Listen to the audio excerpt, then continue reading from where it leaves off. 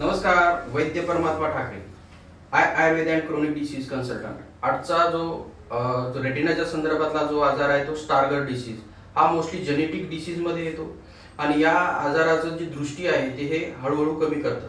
Mostly sharpness of the vision म्हणजे जे डोळ्याची जी तीक्ष्ण नजर असते ती कमी होते आणि नंतर ती डिमनेस मध्ये कन्वर्ट व्हायला लागते। मोस्टली हा progressive loss of central vision म्हणजे रेटिनाचं जे सेंट्रलचं व्हिजन हे लॉस करत जातं आणि पेरिफेरल रिजन पण काही दिवसांनी कमी होतं।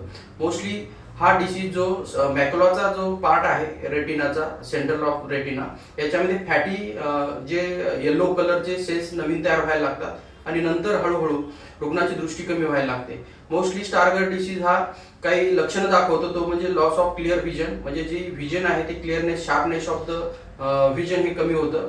लाईटाचा मध्ये जे डिमनेस वाटतो, जो प्रकाश प्रखर असेल तरी त्यांना डल प्रकाश असं वाटत असतं। कलर ऑफ लॉस म्हणजे जर वेगवेगळे रंग ओळखताना त्याला अडचणी त्या रुग्णाला संभवू शकतात आणि ट्रबलिंग म्हणजे थोडंसं धांदरलेल्या अवस्थेमध्ये कलरमध्ये किंवा व्यवहारात वागताना या रुग्णाला लक्षणं मोस्टली जाणवतात। परंतु मॉडर्न सायन्स मध्ये याचं जे उपचार आहे ते मोस्टली रेटिना आणि मॅक्युला ह्या दोन्ही गोष्टीला अफेक्ट केल्यामुळे मोस्टली काय होतं, ज्या सेल्स डॅमेज होतात किंवा फॅटी येलोइश सेल्स नवीन तयार व्हायला लागतात, तर ह्या नवीन सेल्स तयार करण्याची जी प्रक्रिया आहे ही खंडित आहे कुठेतरी।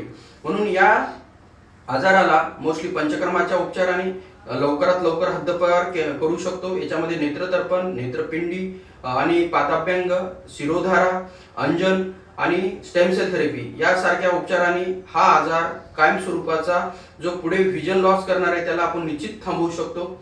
नमस्कार।